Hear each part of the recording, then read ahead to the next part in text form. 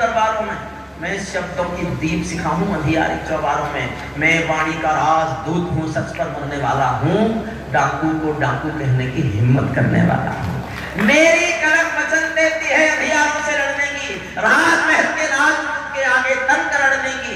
उस कवि का मर जाना ही अच्छा है जो खुददार नहीं, देश जले मैं कुछ ना बोलूं, मैं ऐसा गद्दार नहीं। प्रवीण ने कहा है, मैं सचमुच प्रवीण मेरा उम्र में छोटा है, बहुत छोटा भाई है, लेकिन उसकी पॉजिटिविटी, उसकी सकारात्मकता, कवि सम्मेलन के प्रति उसकी निष्ठा, कवि सम्मेलन के प्रति उसका समर्पण, ये बात छोड़ दो कि किसका लेखन क्या है। लेखन बहुत महत्वपूर्ण नहीं है, संस्था के प्रति निष्ठा और संस्था के संस्कारगत बनाए रखना ज्यादा महत्वपूर्ण है, हम ऐसा मानते हैं। देखिए, ये सरकारों का काम है कि देश कैसे खूबसूरत होगा, ये हमारी छोटी बहन का काम है कि आपका जिला कैसे खूबसूरत हो, सड़कें कैसे खूबसूरत हो, ये और कैसे और खूबसूरत हो। ये सरकारों का काम है कि देश कैसे खूबसूरत हो, लेकिन देश में आदमी की इंसानियत कैसे खूबसूरत हो, ये साहित्यकारों का काम है, ये काम सरकारों का नहीं है। ये हमारा काम है, ये भाषा का काम है, अदब का काम है कि वो इंसानियत को अच्छा बनाए, देश को अच्छा सरकारें बना लेंगी। इंसानियत हुजूर 5 मिनट बैठ ली, 5 वापस ये कोई पार्लियामेंट है जिसका मन करेगा उठ के चल देगा? ये संसद नहीं है जिसका मन करेगा चला जाएगा। ये बिजनौर की अदब की महफिल है साहब। 5 मिनट बैठे, मैं एक कविता और सुनाता हूँ।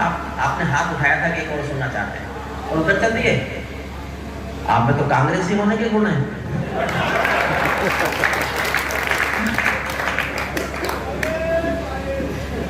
ये कांग्रेस भारत की राजनीति का शब्द नहीं है, आप जो ज्यादा पढ़े लिखे होंगे वो कांग्रेस का शब्द है। एक कविता में करगिल के शहीदों पर सुनाता हूँ, मैंने यहाँ सुनाई भी होगी, फिर सुन लीजिए। ये मौसम की वजह से ऐसा कोई नहीं, अब तो सुनाई। देखिए, हमारे रक्षक देवता भगवान राम है, हमारे रक्षक देवता भगवान कृष्ण है, लेकिन होंगे, मैं भी सनातन धर्म में पैदा हुआ को मानता हूँ, लेकिन मैंने देखे नहीं है। मैंने वो देवता नहीं देखे, मैंने जो अपने रक्षक देवता देखे हैं, ये वो फौजी हैं जो वर्दी पहनकर सीमाओं पर खड़े हुए हैं। ये देश के फौजी हैं। और मैं बताता हूँ ना, मैं राजनीति का व्यक्ति नहीं हूँ। मेरे बहुत परिवार राजनीति में होने के बाद भी वो सब मुझे पसंद नहीं करते। मेरा एक स्पष्ट घोषणा है, संसद की कैंटीन की सब्सिडी मैंने बंद कराई। सांसदों को कैंटीन में सब्सिडी का खाना मिलेगा, 26 रुपए में थाली।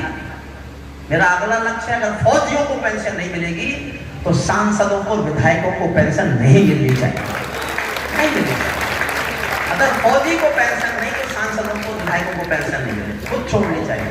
छोड़ने के फौजी को अपना जीवन देते हैं देश के लिए। यहाँ तो सुविधा ही सुविधा है। मैं अपने दोस्तों की सुविधा देखता हूँ तो आश्चर्य होता है, कई बार मन भी करता है कि चूक गए। सुनिए, मन से सुन लीजिए। मैं केशव कापान, मेरठ में कैप्टन मनोज तलवार, एक शहीद सैनिक आए थे, कैप्टन थे, मेरठ कॉलेज के विद्यार्थी थे, वो हमें प्रोफेसर था। उनका पार्थिव शरीर जिस दिन आया, मैंने बहुत भीड़ में अंतिम संस्कार में मैं तो आगे जा भी नहीं पाया, पीछे खड़े होकर भीगी आंखों से मैंने एक छोटी सी कविता लिखी, और ये मेरे जीवन की सबसे अच्छी कविता है। जैसा प्रवीण ने कहा कि उसने अपनी श्रेष्ठ पंक्तियां सुनाई, उसको सुन लीजिए। बारिश आएगी तो यहाँ तो आएगी नहीं, अगर ये नहीं हुआ होता तो थोड़ी सी बारिश आती कब से खत्म हो गया होता। तो इसका सबसे पहला लाभ तो आज ये हुआ कि कवि सम्मेलन बारिश हमसे नहीं छीन पाई, बारिश छीन भी नहीं सकती। छोटी बहन को मैं बहुत अपने दिल की शुभकामनाएं देता हूँ। मैं बहुत खुश हुआ, हरिओम कुमार की छोटी बहन है तो ये तो छोटा काम है, इससे भी बड़े काम उनको भी और आगे करने हैं। और हम भी चाहते हैं अगली बार जब हम आए तो यहाँ आप विधायक की तरह नहीं, आप एक मंत्री की तरह यहाँ हमको बैठे हुए हैं। काम करने वाले लोगों को जगह मिलेगी।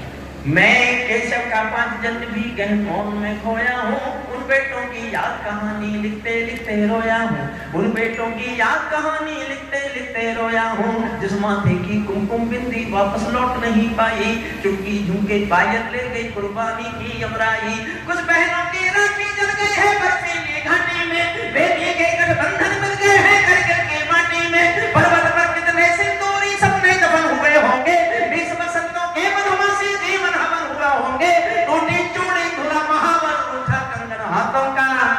कोई मोल नहीं दे सकता बासंती जज्बातों का, कोई मोल नहीं दे सकता बासंती जज्बातों का। जो पहले पहले चुम्बन के बाद नाम पर चला गया। कुल 4 मिनट की कविता, 1 मिनट हो गया। एक पल मेरे साथ जीना, मेरे साथ जियोगे तभी कविता का आपको आनंद आएगा। आज तक हरिओम प्रभात को पिछले 50 सालों से लोगों ने जैसा भी सुना, जो भी सुना, वो मेरे आंसुओं की आग थी। ये मेरी आग के आंसू हैं। अंतर समझिए मेरी कविता, ये गीत मेरी आग का आंसू है, जो मैंने अपनी आग को आंसू के रूप में दिया है। जो पहले पहले चुम्बन के बाद लाम पर चला गया, जो पहले पहले चुम्बन के बाद लाम पर चला गया, नई दुल्हन से छोड़कर युद्ध काम पर चला गया। उनको भी मीठी नींदों की करवट याद रही होगी, उनको भी मीठी नींदों की करवट याद रही होगी। खुशबू में डूबी यादों की सलवट याद रही होगी, खुशबू। और मेरे जीवन की सबसे अच्छी 2 लाइन, इससे अच्छा मैंने जीवन में कुछ लिखा नहीं। मैं अपनी छोटी बहन को समर्पित करता हूँ। उनके जीवन में समस्त सुख आए, खुशियां आए। मौसम जी जैसा अच्छा जीवन साथी, उनका जीवन बहुत सुखद हो। मैं अपने जीवन की सबसे अच्छी 2 पंक्तियां निंदाओं की धरती पर छोटी बहन को समर्पित करता हूँ। उनको भी मीठी नींदों की करवट याद रही होगी, खुशबू में डूबी यादों की सलवट याद रही होगी। उन आंखों की 2 बूंदों से 7 सागर हारे हैं, उन आंखों की 2 बूंदों से 7 सागर हारे हैं। जब मेहंदी वाले हाथों ने मंगलसूत्र उतारे हैं, जब मेहंदी वाले हाथों ने मंगलसूत्र उतारे हैं।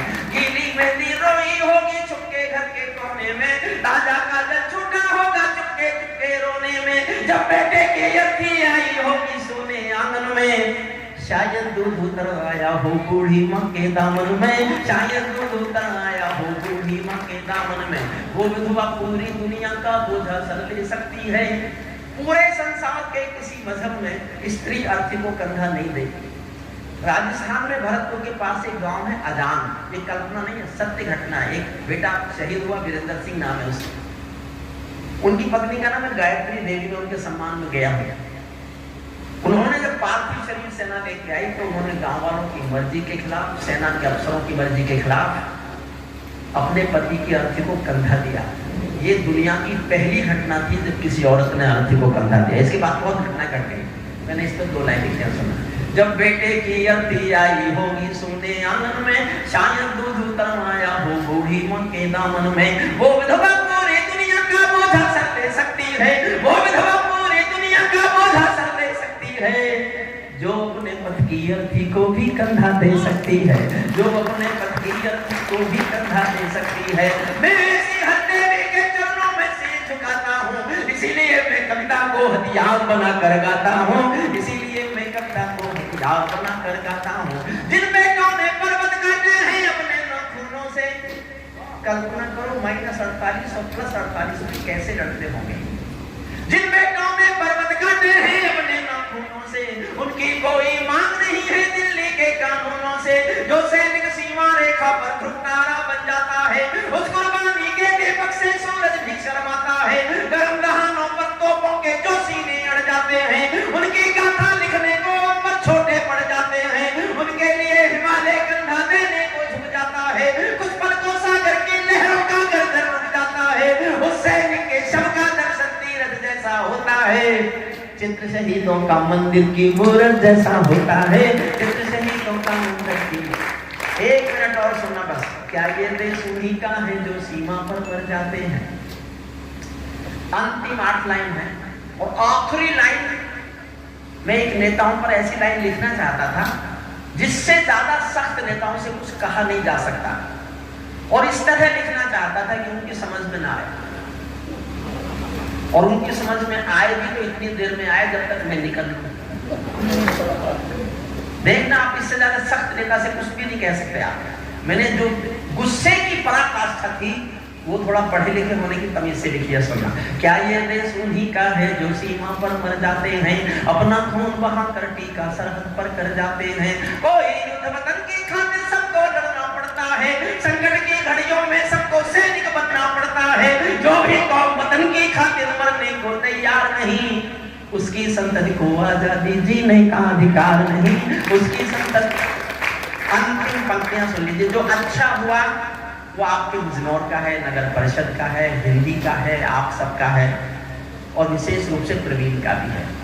कोई कमी रह गई हो किसी भी चीज़ की तो उम्र में, क्योंकि मैं बड़ा हूँ तो मेरी जिम्मेदारी है, उसके लिए मैं माफ़ी मांगता हूँ। लेकिन मौसम जी, आपने जो मान सम्मान दिया मैं जीवन में कभी भूलूंगा नहीं। मैं तो समझता था कि आप नहीं बोलते, लेकिन आप जब बोलते हैं तो भीतर से जितना अंदर शायद मेरे भी आग नहीं है, उतना स्नेह आपने उगल के दिखा दिया मुझे।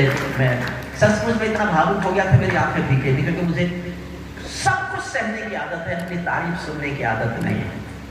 आदत नहीं, क्योंकि जिंदगी इसके बिना गुजरी सारी की सारी जिंदगी। अंतिम 4 लाइन सुनना और चौथी पंक्ति पर विदा मांगता हूँ। आप सोचना कि इससे ज्यादा हम नेताओं को क्या कहें, कह ही नहीं सकते, लेकिन आपकी तालियों के साथ विदा कर प्रवीण आपसे विदा लेगा। बहन, छोटी बहन को मैं बहुत बहुत शुभाशीष देता हूँ और मेरी दिली कामना है कि बिजनौर को एक मंत्रालय मिले और वो आपके शहर को और बहुत खूबसूरत बनाने में अपने सारे प्रयास लगा दें। यही उनकी सच्ची सेवा है, सच्ची सेवा है। क्या ये देश उन्हीं का है जो सीमा पर मर जाते हैं? सैनिक अपने प्राण गंवा कर देश बड़ा कर जाता है, सैनिक अपने प्राण गंवा कर देश बड़ा कर जाता है।